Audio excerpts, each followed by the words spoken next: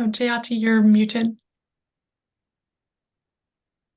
Sorry, thank you for letting me know that. I was going to take a sip of water while people are hopping on there. So we'll give it a few seconds.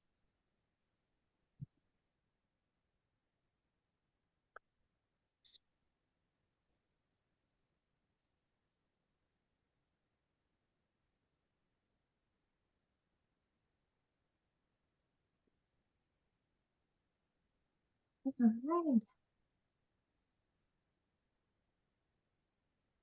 Hey. So we are going to go and get started here while other people keep joining in the session. So hello and welcome to today's webinar, Elevate Your Career, the Whys and Hows of Sharing Your Work Through Papers and Presentations, presented by IBPSA-USA's EPSI committee. My name is Jayati Chhabra. I'm a Building Energy Research Engineer at PNNL. I will be your moderator for today. As a director for IBPSA-USA, I want to say that I got a chance to co-found EPSI, which stands for Emerging Professionals and Students of IBPSA-USA. And the vision of the committee was to provide resources and support to those starting out in the field of building performance and simulation. And I feel really proud that EPSI community has expanded so quickly over a span of almost 3 years now. So I, along with the entire EPSI organizing committee, are really glad to bring our third installment of Career Advancement webinar today with some amazing panelists. So thank you all again for joining this session and being a part of the EPSI community. And if you are not, then there's a link on the presentation here that you can see. You can go there and show your interest, or you can reach out to me directly on LinkedIn or any other way you find, and be a part of this community. All right, so now before we begin, time for some housekeeping. Today's session will be recorded and available through the IBPSA-USA YouTube channel.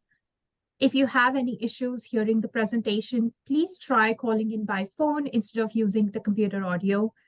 This is a Zoom webinar, so you will be muted and off camera during the session, but please feel free to participate by posting questions in the Q&A tab at the bottom of your screen and by entering any comments into the chat.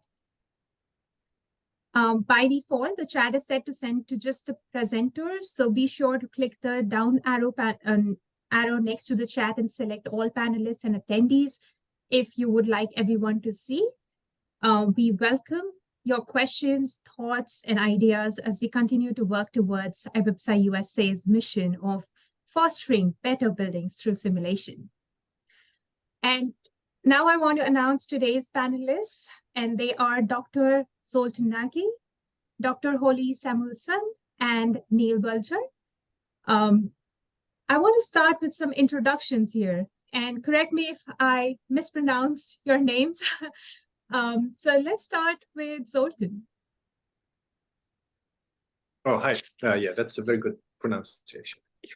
So I'm Zoltan. I'm a professor at the University of Texas at Austin in the Department of Civil, Architectural, and Environmental Engineering since about 7 years. Before that, my training is in mechanical engineering, and I had a stint at the architecture school as a postdoc. So I'm working between communities and with different aspects, looking at buildings and how we can improve them through simulation. And over the years, I think you asked me to say, yeah, we published a lot of work in different venues, whether it's a IBPSA or ACM or IEEE or whatever. And so I'm happy to talk about that today. Thank you so much. And I want to mention the first time that I didn't meet you that time, but that is the time I got to know about you. I was just starting, my career, and you received that Outstanding Researcher Award in the IBPSA-USA conference. So that was great to see. And then I, stopped all the work that you did. So thank you. We are glad to have you here. Holly? Happy to be. Hi, I'm Holly Samuelson. I'm an associate professor of architecture at Harvard's Graduate School of Design. So my research has been focused on using building simulation to answer unasked questions. So I've been working on carbon in buildings and also branching into health in buildings using simulation. So I'm happy to be here. Thanks for having me. I've been teaching for about 10 years. Prior to that, I was an architect and a sustainable design consultant.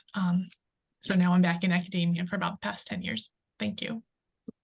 Thank you, Holly. And I can confirm you're a great professor because we have Kritika Kharbanda in our organizing committee, and I also met her before that. The one thing she always said was she got great guidance from you as a professor. And also, as a fact, that Eric Kolderu from the Education Committee in IBPSA-USA, he's also aware, like he's a professor in Stanford. He used to talk about other professors, and your name often used to come up again and again. So thank you. Oh, well, thank you. That's so nice to hear. Thanks, Kritika. All right, let's move to Neil, the practitioner here. Hi everyone. Neil Bolger.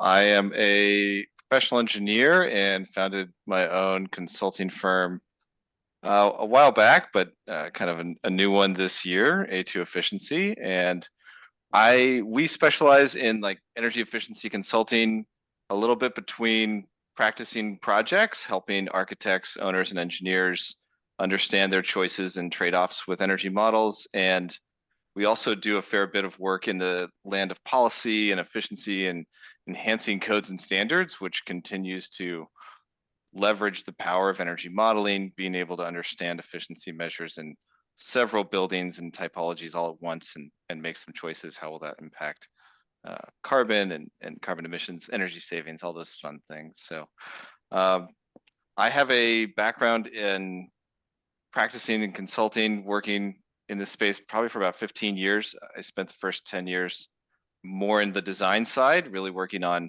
how do you build leading edge buildings, net zero energy buildings. What does it take to work with clients that maybe have never understood these technologies, to feel comfortable with them and feel that this was going to be in their long-term benefit, and translating not just the results of the model, but the outcomes we expect to see to the larger team and getting them on board.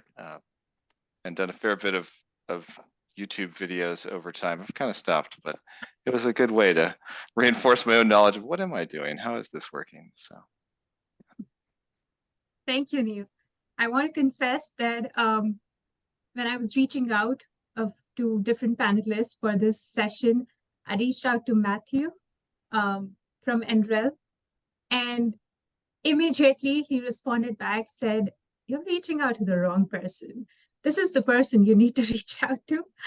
And then I, again, started stalking. And when I did a Google search, there were just so many presentations by Neil. He was invited to so many events. And I was like, okay, this is one person I can just see the evidence of presenting. And we were looking for someone who could be an advocate for how to share your work through presentations. So I think, Neil, you're a really, really good fit for this presentation, for this webinar. And we are glad that you could make some time for this session. Glad. Thank you. Yeah, no, it's always an honor to be nominated by Matt there. So. All right. So this is a time when, if we were in person, we would be giving an applause. But if you have, all the attendees use that emoticon, their reaction, and please join me in giving a warm welcome to our speakers here while I stop sharing my screen, and then we can go ahead with the questions.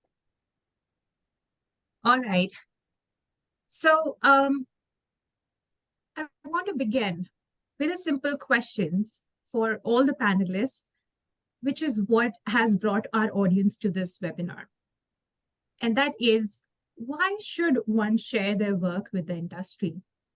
I mean, what are the primary benefits of sharing one's work through papers and presentations, both for professionals and students? And how can it impact one's career and professional reputation to start with? Holly, do you want to go first? Sure, I'll start.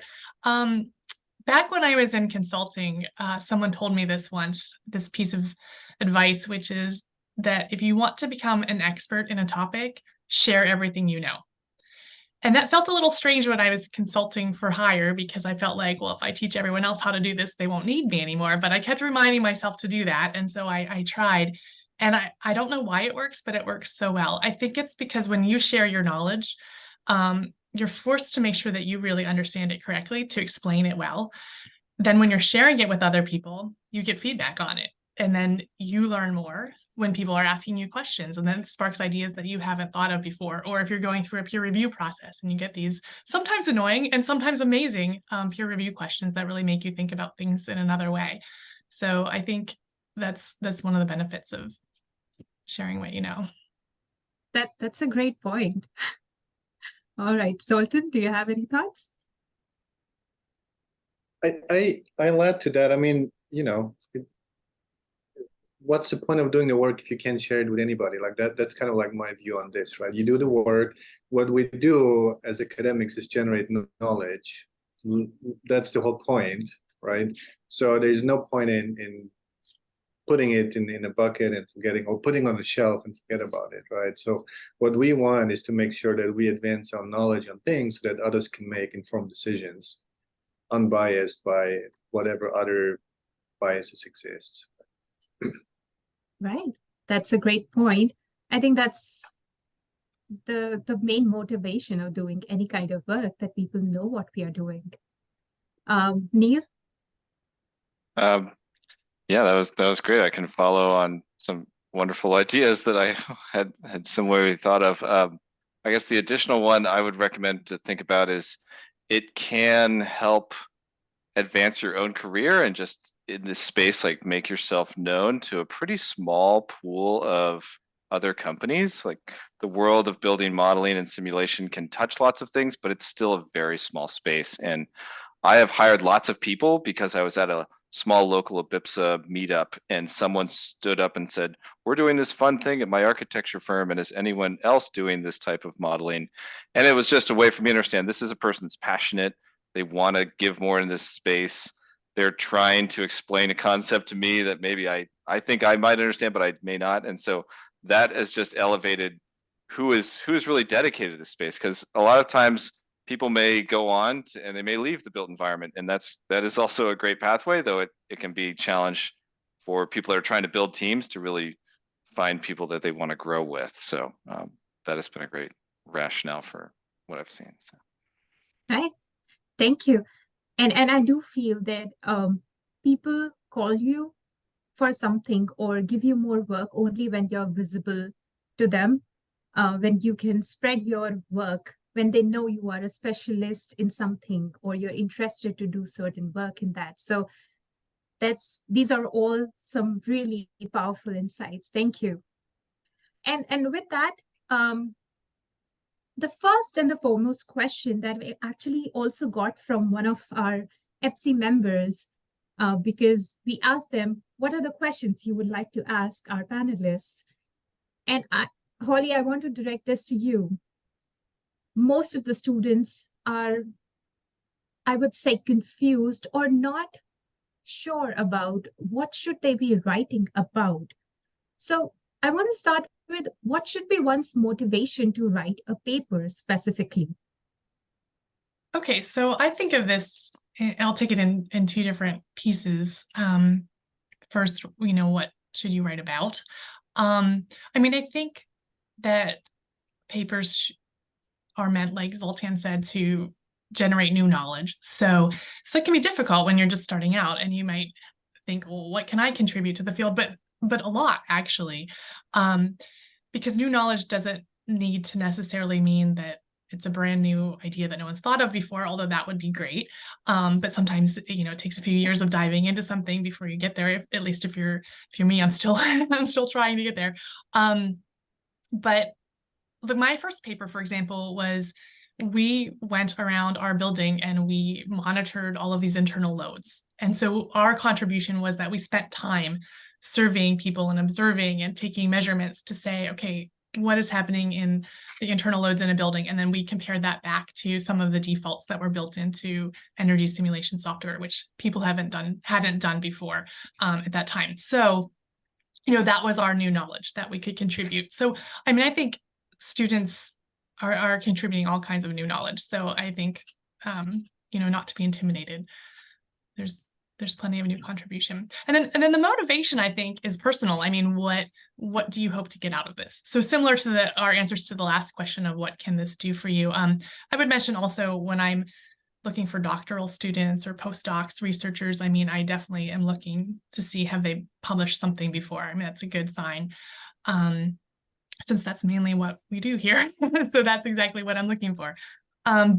But motivation to write a paper can be career advancement. It can be to get to go to a conference. So I still use that as motivation for myself. Like if I set this deadline, and I finish this, I will get to go to XYZ city and meet cool people. So that can be the motivation as well. And just the learning process of, like I said, going through that peer review, presenting to an audience, getting to discuss it with these knowledgeable people afterwards. I think that's all great reasons to publish. Right. One thing that comes to my mind is, do you think if there is something out there, there's a tool, there's some kind of methodology, maybe the students can contribute to case studies or application, comparing, various inferences that they get from, those studies, because they're just learning the basics at the moment. They're not, developing something. There might be students who are developing it, but, most of them, they feel that they are just at a very beginning stage. Do you think those are good areas to explore for students? I do. And I mean, I also think if you have a bit more time, a review paper where,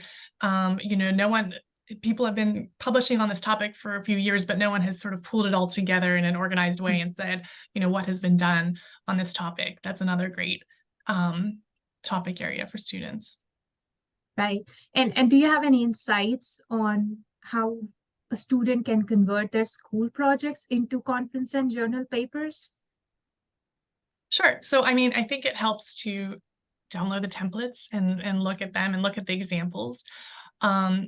It can help to add on co-authors. So in our field, we often have lots of co-authors on papers. So, maybe your advisor would be an author on your paper, and maybe other students could contribute other parts to your paper. And so you can work together. You don't need to do it alone. I mean, especially if you're, if a student, like for example, in my project, we were sort of the students who were willing to do the legwork to gather the data.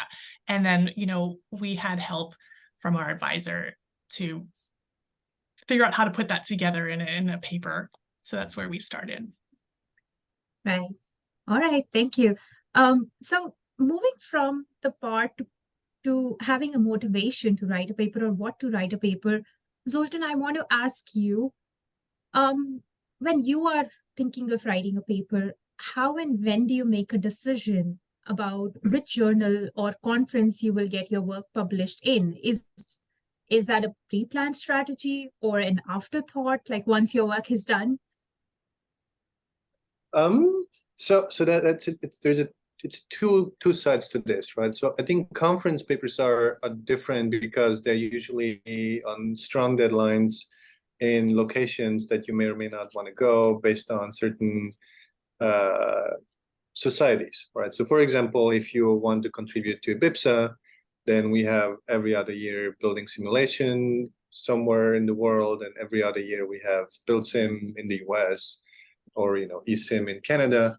And so those have very set deadlines. And if you're interested in going to those places, then that deadline is set and you write for that conference. Like that's what Holly said, right? It's in there. So the couple of weeks, months before that, you write for that. And so you write in that particular format.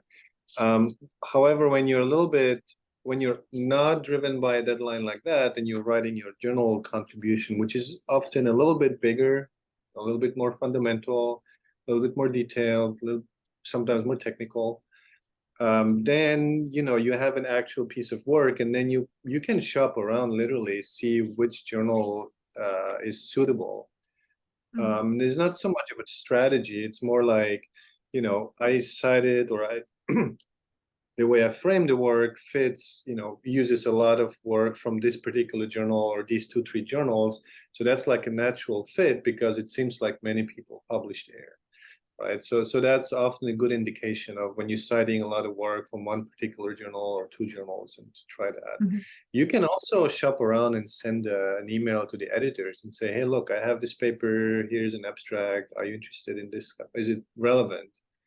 Right? Before you go through a 6-month process and you get a response that it's not relevant, you might want to try that. So that's definitely not as planned as conference contributions. Right. I never knew that that can be done, like sending the paper to the editor and then figuring out All they can do if is it's ignore you. All they can do is ignore you and you don't get an answer. So you only can win with that approach, right? So, and that's Right. fine. Right. So And basically, the benefit of that is you can get desk rejected from the famous journals within 2 days. So you can try, and then within 2 days you will know that it's not relevant, right? And most of the journals we submit to don't do that, but you may lose time in the review process when it comes out that they're really not interested in that journal. right, right. So is it more like, knowing the audience for that conference, or, who are reading that journal, and then try to decide which pathway to, or which platform to choose for your work that you're doing, right? Exactly. Yeah, because, BuildSim and IBPSA conferences are slightly different from, let's say, an indoor air conference, but it's almost always the same people. It's just in a different, the format is slightly different, the scope is slightly different. So you may write differently, and that you need to know. You can't decide that in the last minute. Right, right. And I want to ask you this, but then I will come to Neil as well on the same question. How do you see presenting work, which does not include a published paper, versus publishing papers? From maybe a practitioner's point of view, what are the key considerations when deciding when to present or whether to present your work or publish it? Are you asking me or Neil? Yes, I want to start with you, and then for the practitioner's point of view, I want That's to fair. move towards Neil. So for me personally, and in the field that I've been working on, there was really no big difference. So when I wanted to present, I had to write a paper. It might have been sometimes an extended abstract, 2 pages or something like that, but very few opportunities where we don't have to write anything and then just show up. I think BuildSim is slightly different in that it allows you to do that, but other than that, it's not. I'm not used to it, so I always wrote a paper. But what I suggest, what I started recently suggesting to my team is, when we have a good journal paper, you can always use that as a basis for a conference paper. In a sense, you can talk about it, right? Because the journal papers sometimes get lost if there is not enough publicity around them and people don't read them. But you can use your conference presentation and your conference paper to actually talk about that. And then you have an audience that will listen to you for 10 minutes. It's not going away. They check the emails, but they're all there in the room, and they listen to you, and you can spread the word and talk about that other paper as well. So you have to look at that as like an advertisement platform a little bit. Not too much, right? We're not salespeople here, but to some extent, you can use that. Right, right. Neil, do you have any thoughts from practitioner's point of view? Sharing your work without having a paper published with it. Yeah, so definitely when in the world of like designing buildings, I would say presenting without a paper is pretty much the default in a lot of ways. Now that I do more work in, I would say, like long-term impacts to efficiency programs and codes, there's a strong need to be able to articulate to a larger technical community why you're discussing a topic at a conference, right? You need a paper that makes rational sense, that can build a case. Though prior to doing a lot of that work, a lot of what I did was just presenting at conferences, and a lot of it essentially can be either case studies, like a building you may have worked on, or a project you might have done research on as a postdoc. Or it could be a concept, right? Like we also, like Holly, measured all the plug loads in our office, and it was pretty interesting to see that the mini fridge used the same as the big fridge. And not a lot of the architects at the time knew that, and we were helping design net zero buildings. So just being able to articulate, this is what we're doing. It can also be a way to, I would say, to present, you can present at much smaller regional chapters. I've presented at AIA chapters, ASHRAE chapters, when we had some more BPSA chapters where I am at those as well. But that was a fun way to sort of bring simulation to people that don't necessarily think about it all the time. The AIA chapter, some people may have used it in their practice, not everyone, but they all want to hear about how it helped the design project, and it can be a little faster for someone to put a presentation together sometimes Right. than have to write the paper. Right. So do you think for our attendees, if someone wants to present their work at one of these, platforms that you mentioned, more regional chapters or maybe online webinars, how do you think they can proceed with it? Do they need to get in contact with these people, or will they reach out to them? That is the only way they can present. I would honestly like reach out to chapter leads of smaller organizations directly and say, I've been looking into this. Is there any space in your agenda? A lot of times they're looking for people to come share their passion for an idea, and they actually need people to fill slots. And it's a great way to not only share your knowledge, but also get practice at presenting, because they're smaller rooms, 30, 40 people. You see how that flows. And I've presented all the way at like Green Build and AIA National. Those are almost not great conferences to present at, because it's a room full of 300 people and no one really cares while you're on stage. They're like there to get their credits and no one's asking questions. And it's like, oh, can I go back to the small conferences where Right. so I think they're more fun at the same time. So Right. There are also topical conferences in ASHRAE. I attended yeah. one in Alaska, which was more focused on cold climate, and they were so engrossed. It was very different from the, annual conferences that they host, because there you have a mix of people talking about everything, having expertise on everything. But that topical conference was just on the cold climates. How do we handle these problems? How do we find solutions? There were some very workshops that could help, and people would start knowing you for that kind of work when you go to such conferences. And I will just slide this in as well, that I know that Education Committee in IBPSA-USA also has a series of webinars. So if anyone wants to present even their student work, or you are in your early stages of career, that is a great way to just put your projects out and present things about you're doing. And on the same lines, since we were talking about presentations versus publishing papers, and I want to ask maybe Holly and Zoltan, do you think a good chunk of papers that are written or are published are actually contributing to the advancement of the field? In the sense, are they being read by the practitioners and implemented in the real world? Well, you're bringing the big guns. No, go ahead, Holly. Go ahead. I was just going to say that might be a better question for Neil. I was going to come to him towards the end so that he can be like, yeah. But that's okay. Neil, do you want to go ahead? I mean, I could jump in. I thought about that because I was reading the question before, and it's a challenge. At first I thought like, well, how many people have time to read all these great papers? So then I realized like a lot of times people are, when they're practicing as an energy consultant, they're usually an army of 1 or 2 people, maybe 3, but very rarely you're sort of put in your own spot, and you end up getting these very smart designers that come to you and say, I want to do this new thing, this innovative thing. And you're like, well, I have no idea how to model that, or I've never thought about this concept. And that's where like published papers can be a lifeline to just understanding like, well, how would I even approach this topic? Like, here's a very smart person who wrote a very in-depth knowledge of this subject, and they went through this method to understand like if we track people in the building, we'll get better results of how to control XYZ. It can give a method of using that to give advice to your design team. and hopefully influence things. So I think in this fragmented world of practitioners kind of at times being solo out there, that has been a really strong use that I've seen.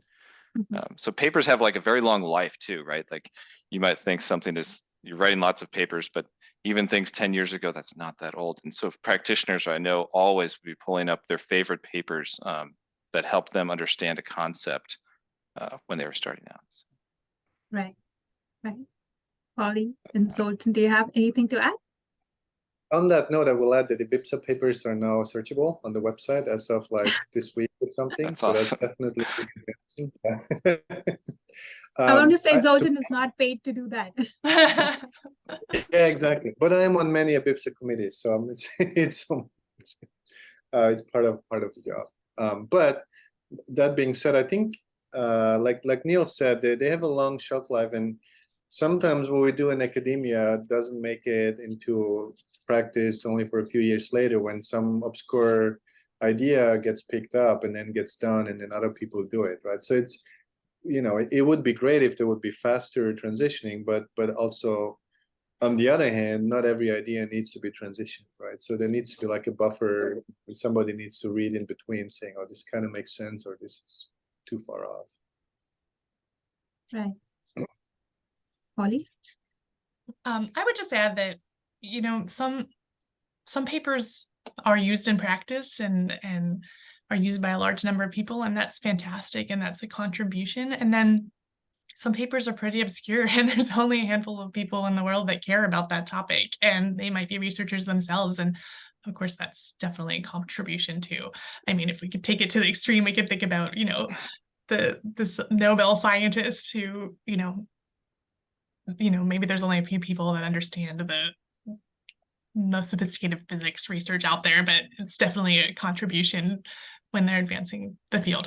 So I think both, you know, at all of these levels in between, between broad appeal and a very targeted audience, I think there can be a significant contribution. Right. And I on the same lines, I also think that maybe it's good to work with others. So if people from academia, and then they collaborate with the work with different firms maybe, or areas of expertise, professionals who are working in that, can that be a good way to, you know, do some research and then have its application in the industry as a result? That's the ideal solution, right? It's if we have projects where we can do research and then there is also direct application, that's like what we all want. It's very rare because many firms are cost driven and not having time to do all kinds of researchy stuff. And it's very hard to set these projects up, but when they exist, they're very cool. Right. Yeah. So yeah, go for it. No, that's all. It's very useful. So I would encourage firms to invest more in this kind of outreach research activities because it benefits everybody. It benefits also sort of on training the next generation on actual problems that exist. And so we can all learn from each other. I think that would be a good environment. Right. So, Holly, I want to ask you if you have some insights on finding collaborators for research, because that can be a challenge, and especially when they are a student. Like when I was a student, even if I was doing some work, I didn't know what are the different avenues to, you know, figure out if there are other people who would be interested to work with me or who could help me develop that research further. So how to develop those research partnerships? Great question. And I have done that. I have collaborated with students from all over. And so sometimes they've contacted me out of the blue. And oftentimes it's because they have a specific idea or specific question that I'm interested in. I think all of us, probably everyone on this panel is really busy and probably tends to have your curiosity piqued when it's something that you're already really interested in and not necessarily something that you feel like, well, you know, you could have found that answer on the internet. You didn't really need to email me for that. So that's one way. I've also found people at conferences. So I've seen someone present, or I've sat with them at lunch, or I've seen their poster presentation. I thought, gee, this is great. I've even been in the audience and heard someone ask a technical question and then thought, okay, I need to talk to that person afterwards because I'm working on something similar. So I think getting out into the world, don't be afraid of contacting people. As Zoltan said earlier, the worst they can do is ignore you or say no. And I think also talking to people about what you're working on and talking to people about what you want and just letting it known in the world, because a lot of ways that I found collaborations is talking to someone and saying, oh, you're working on that. You're interested in that. Oh, I know this other person. You should talk to them. And so it ends up being a contact of a contact. Right, right. Neil, do you have any insights from, being in the, on the firm side? How to find collaborators? I think just what Holly said, the biggest one is at conference or even after the fact, like following up with someone you felt was presenting a topic that's you're really passionate about, or you think you would be interested in researching. More often than not, there is a big need to keep going on that topic. And that presenter is probably looking for more funding or more partnerships or lab testing they would like to accomplish. And they would love a collaborator. Even if you're just a student, someone needs to help set the lab up and crunch the numbers. And they may have the connections to the grant that actually they're chasing, but they don't have a team. So you never know until you put yourself out there. So I think even if you don't have background in it, I've had the joy of working now with the Northwest Energy Efficiency Alliance and other partners like that who play an important role that's kind of between the practice of designing buildings and the implementation of getting new technologies into standards and into the hands of more builders that maybe don't even use designers. And that's a whole space that we've worked with the Purdue team who was doing lab testing while we're doing product testing. So it's a great way to start to see how do all these players actually bring funding and then also work together with a few papers here, with a few lab studies there, with a few real buildings over there, get to their objective. Right. And I also want to mention that there are some platforms as well, like ARPA-E, that I got to know about. One of the PhD students in Georgia Tech, his project was being funded as, a response to, one of the FOAs that were presented by ARPA-E, ARPA-E, if anyone wants to just explore that website. That's a great way to look into what are the kinds of things industry is wanting to explore further, to look into the research topics. Then there are some fundings out there by DOE as well that goes out. So, and like Holly said, networking, just getting to know more about what people are doing. That's a great way. So I want to shift gears here, moving from writing papers to being a reviewer or an editor. Zoltan, I know you have been an editor for Journal of Ambient Intelligence and Smart Environments. You're also an early career editorial board member for Building an Environment Journal, right? So firstly, I want to know, what was your journey be like? How did you reach there? Also, before that, if you could let our audience know what is the role and value of an editor, that might be very helpful here. That is a good question. I think it's, and for me, it's still a work in progress figuring that out. But from where I stand, I think that the value of the editors in this journal is to gauge interest of the papers for the journal and work with the reviewers and the authors to make it a good contribution. I mean, the role of the editor is basically pre-selecting whether a journal goes out for, whether a paper goes out for review or not, and then who is going to review it, and then assess those reviews. And so there's a lot of, there's not a lot of sort of work in a sense involved to do a lot other than reading the paper and see if the reviews make sense. And if they don't, gauge more reviews and then make a decision based on that. So it's a very important topic, a place for somebody to drive the community in a certain direction, if you want a high level answer to that. Now, how I got to here is, I think if you do all the things that we mentioned before, writing papers and network, and then all of a sudden people start to ask you to do stuff more. And that's pretty much how you get into these places. And then there you are. And then you drag other people in. All right. Because you know that. So I don't know, that answers your question, but it's really it was straightforward in that sense. Right. So there it's is no, basically, I it's think Holly basically can- writing the papers. Mhm. Exactly. All right. Anyone else has any insights into this one before we move forward to our discussion round? Well, I just wanted to put in a plug for reviewing papers. There's kind of a crisis going on right now, and Zoltan, you might know a lot better than I do, being an editor on such a big journal.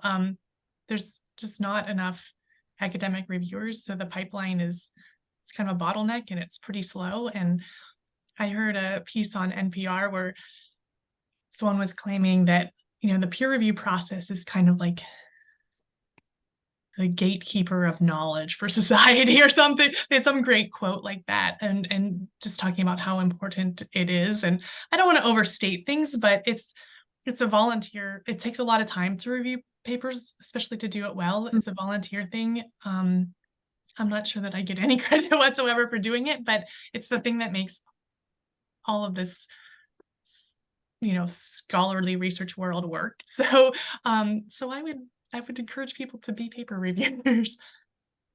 How can one become a reviewer? And Neil, I know you unmuted. Did you want to provide some insights before I go to that question? No, go for it. I'll let you. Oh, sure. I mean, I think if you let it be known that you're interested, because I get way too many requests for reviews than I can answer, and so I have to decline most of them. And so you often have the opportunity to suggest another reviewer when you decline. So I often will try to pick someone who I know has expertise in that topic. So occasionally people have said to me, hey, you know, for whatever reason, I'm really interested in being a reviewer. And so I, you know, think about what they have expertise in, and then I can, when a paper like that comes up, I can suggest them.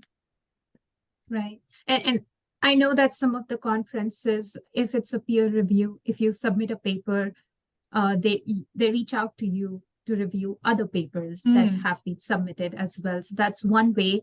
But I was thinking that if there's a call for reviewers that can come in and people can apply for it, and then based on their specialty, you know, they can be picked up. I don't know how feasible that will be.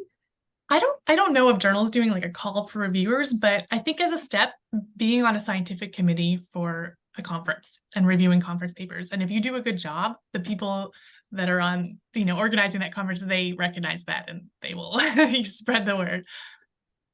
You can always volunteer. Like there's no, like Kali said, there's a shortage of reviewers. If you, I believe, so Symbild, right, we're organizing now. So if you want to review the Symbild, just send an email to, I believe Nathaniel is the chair of the program committee or scientific committee. Right. He'll put you in the system, you get the papers to review. That's not a problem. And same with journals. I believe you can even just go to a journal's website and create a profile and say, I'm available for reviewing. It's as simple as that. Whether it's energy in buildings, building environments, or the IBPSA journal, building simulation, that's pretty much how it goes. Or write the editor if you don't find the submission for that. Right. That's good to hear and good to know. I'm going to go explore these things. Like Holly said, so I will say that it is a very good way when you're busy to make you forced to read a paper. Otherwise, I don't have a lot of time to read papers, but the ones I have to review, those I read. And it's forcing you to stay on top of your field a little bit. And so we become very selective in reviewing. And so like Holly said, I decline a lot, but I do read the ones that are in my narrow field, and I tend to give advice on those and feel comfortable. And then you read the paper. Yeah, that's a good point. I want to know, and we'll be moving towards a discussion round. So attendees, it's a good time for you to start putting in your questions so that we can take it up in the last 10 minutes. For the discussion round, I would like you all, like all three of you, to chime in, whoever wants to start. But the first part of the discussion round is on what are the key topics that still need to be explored, researched, or written more about in the building performance and simulation industry, since a field might be overwhelmed by a certain kind of research and then might not get high citations or is not catering to a wider audience as well. So what do you think are the key topics? And I want to start with Neil here, because you're in the industry. You know what are the problems going on in the industry that does not have a solution yet. So do you have? I can't say it's my, well, I would say this topic I have passion for, though I think it's sort of been put back on my plate by a gentleman I spoke to the other day of the current challenge we're facing in, at least in energy buildings, of the persistence of energy savings, or the challenge that exists when we might put forward something that's very complicated for the largest markets, and it maybe breaks down after a few years. Like, are there certain enhancements to a building that are persistent through the life of the envelope, whereas a control measure, maybe it doesn't get fixed after it breaks after 3 years, which is a hard topic to study. It's a little bit crossing between the science of a building and then the human science of keeping that building alive, and what's the market doing. But I think that it comes from a space of, like, if we really want to get high performance out of what we're building out there, how do we lean towards the solutions that are resilient and have like a long-standing shelf? That area is like, it comes and goes, but I think it's more prevalent now than ever, especially as people have more access to data. They're measuring their buildings. For a long time, as a shift towards measured net zero buildings, I've kind of seen that coming as a risk of a practitioner. If you promise a number and then they use 3 times more, are they going to come back to you and ask you for another model? Who knows? But it's not. Anyways, there's lots of ways to skin that. But I think that problem is front and center in my mind, that is currently not really being addressed. And it's a hard problem to tackle because we don't really know what to even do with that knowledge if we had it. Do we change building codes? Do we penalize people? What do we do? But Right. Anyone else wants to jump in here? Sure. I would say existing buildings and adaptive reuse and existing building systems. I think the academy, especially in architecture school, we've been mostly focusing on new buildings, and we've been using simulation a lot for new buildings. And I think existing buildings, we're going to see a big push to retrofit existing buildings. There's a lot of new laws being passed to mandate that existing buildings go to net zero, and I think that's a pretty hard challenge. So I think we need as much knowledge on that as we can. I think thinking about anything other than energy is important too, you know, moisture and mold, etc.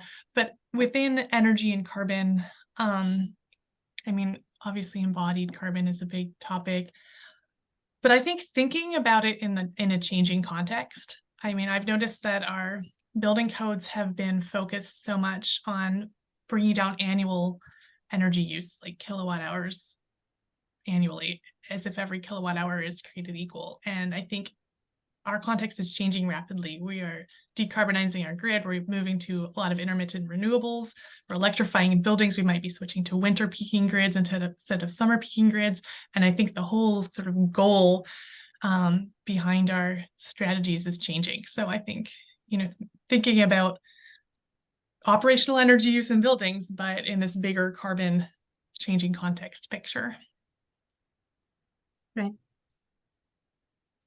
Yeah, I think I don't know what the intent of this question is. So in a sense that there is a lot more that we don't know yet that we know, right? So you could ask this question, you can go back 10 years and ask the same question and see what people would have answered then, and then you see where we came and you see where we would be in 10 years in some sense, right? And I think Holly said it right, like a lot of the things are changing. a lot of what we've been doing, a lot of what building simulation was about this new build design and to achieve some performance target.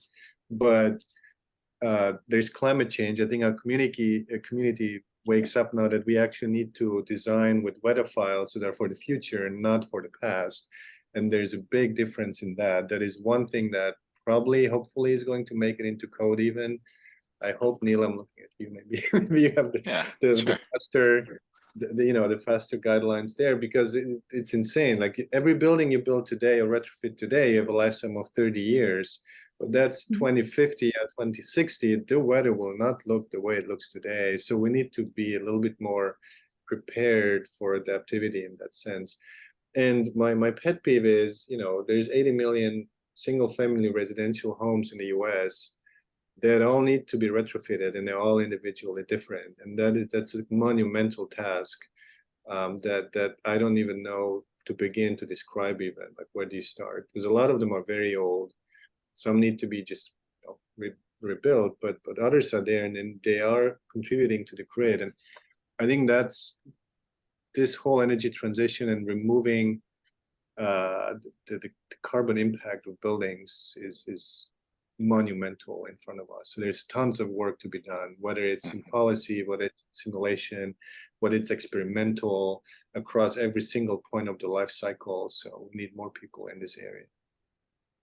The one thing you said was, if we had asked this question 10 years ago and asked it now, there's one thing that I feel like I would have said 10 years ago, and I'm still waiting for it. It's better integration between building energy modeling and BIM. I'm still kind of waiting for that to be seamless. Still a problem. Still a disconnect between what you simulate and what's in there and what you designed. So it's still an open question. Right. Any other such questions, Holly, that you asked 10 years ago and are still pending? I'll let you know if I think of any more. I mean, what you said, Holly, what you talked about, Holly, on like existing buildings is spot on. And even like a residential home I was on probably 8 years ago, we were making, the design was like rammed earth walls, but the rammed earth came from the site. And so it was a new build, but it's still the same challenges with existing buildings. How do you know what you're starting with with very little information? I have a building we might work on. It's a 1970s medical office building. There are no drawings. We need to get them to reduce their energy by half. I have a day to walk that building and decide what the windows are made out of and the walls and the chiller. So how do you start with very little information? What are appropriate techniques to gather a little bit of knowledge to then build systems of architecture and engineering on top of that quickly, very quickly? Then there may be also some need, not so much in research, but education, to align some of these topics between architectural engineering, architecture, data science, electrical, like all of these topics that buildings are basically a playground for all of these. And so aligning them in a way that it's useful and not siloed, it's again a big challenge, because universities like to silo these things. So breaking them a little bit is tricky. Another topic, sorry, I think health is another topic, and heat resilience, just resiliency in general, but particularly heat vulnerability. Right. And since you guys are already talking about the future, I also want to slide our second question here. How do you think AI fits into all of this? That's the controversial thing going on, or I would say the shiny thing that's prevalent, and everyone is bringing AI into the conversation. But with AI, what lies ahead for the future of scientific papers and presentations, and how can we ensure the credibility of research in this evolving landscape?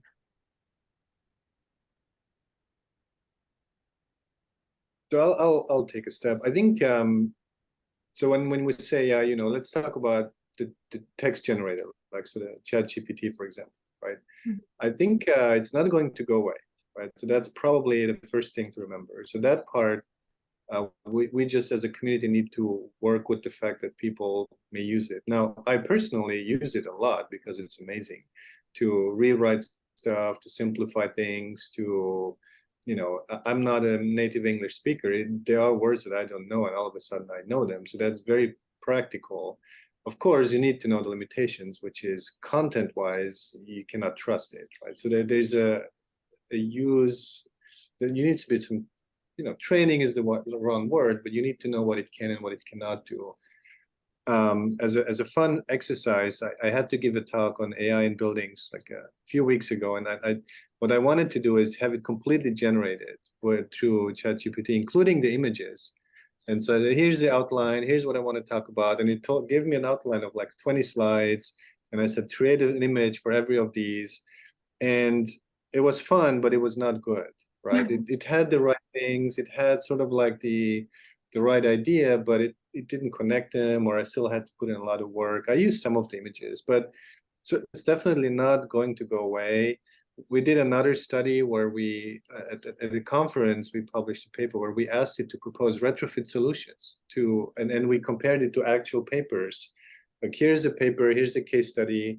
This was with Adam Reisnick and Aisha Demir. And so we all picked a different case study, and Clayton, and we picked a different case study and looked at what the output was in the actual paper, and then gave it the same inputs to the ChatGPT, and we compared, and qualitatively it was very similar.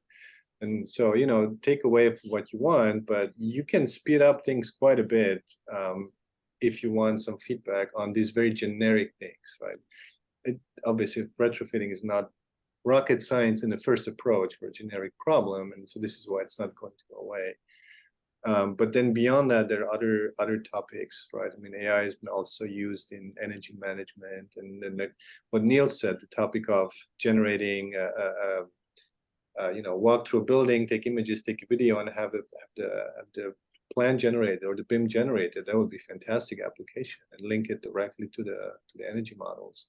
So I think this is not going away, and we should just learn to work with it in a smart way. I could go on for another hour. So there's a question from Rashmi. Do you think Gen AI can help fill the gap in the industry for peer reviewers by improving the speed of review for existing reviewers? That's an interesting question. No, I don't think so. I don't think it has that capability, to be honest. Like, it cannot reason, right? And it cannot analyze, really. So all it can do is put one word in front of the other word in a cohesive sense. And so you will get an answer, but that answer may not make sense in that context. So I don't think so. Not yet, to be honest. Not yet, but do you think that will be a possibility in the future if we just train it with all the scientific knowledge for that? I mean, anything is a possibility, but but the way it's trained, it's not meant to reason, right? So that fundamentally, it's not meant to do that. So I don't think that's a capability that it will acquire, not by these means, no. It has helped us on like more the literature review side of things. And also I would say, so using different ones, we've been able to condense not only papers, but like almost court log readings. There's different proceedings where it's like 60 pages, and anyways, that can help. Like, what were the top 5 things they talked about without reading 60 pages? So like that's been very helpful. And I mean, it is a little silly, but like the Bing integrated chat, it is a format I think of. I can find papers that I may not have found because it's sort of answering and linking me to a paper that maybe was an obscure publication, but I would never have got there. So that's my one hope, is that it just like dissemination of knowledge that we're already publishing is getting to more people because we have this powerful tool. But it's like a short term. Holly, do you have any insights? I think they summarized it well. I just wanted to mention one other thing is in coding, or it can be helpful. We wanted to present our results in a certain way and kind of figure out how to make the graphs that we wanted. AI was really helpful with that. Yep. All right. I think that's exactly assisting with tasks, finding things, summarizing things, very, very useful. Anything that painful to do by hand, but reasoning is a whole other bargain, I think it was. But you asked the question before, what's the point of papers or impactful papers or something, right? There's tons of papers written now about how we can use these models in architecture, engineering, and whatnot. So maybe in 10 years, one of these papers would have been one of those that were like, oh yeah, these guys did it and they knew it. We should have listened to them better. All right. We are at time, so I don't see any more questions, but if anyone has any, please send it our way. Maybe even after the webinar, I can just forward it to them and they can address it through email. But thank you all for attending the session and to our panelists. And I want to hand it off to Lori. Do you want to just do the outro end of the session? Yes, thank you, Jayati. And just thank you to Zoltan, Holly, and Neil for joining us today. On your screen, you should see a slide that is promoting our upcoming SimBuild 2024 event. And the call for papers submissions for the conference has been extended to November 13th. So we are really looking forward to this event coming in May of 2024. So please go out to our website and take a look at that information. So thank you everyone for joining us today. For those of you watching us on YouTube, please like the video and subscribe to our YouTube channel. If you'd like to follow up with us, please feel free to reach out at admin@IBPSA-US. And thank you all and have a wonderful rest of your day and a wonderful weekend. All right. Thank you so much. Take care. Jayati for organizing. Thank you. Bye-bye. Bye.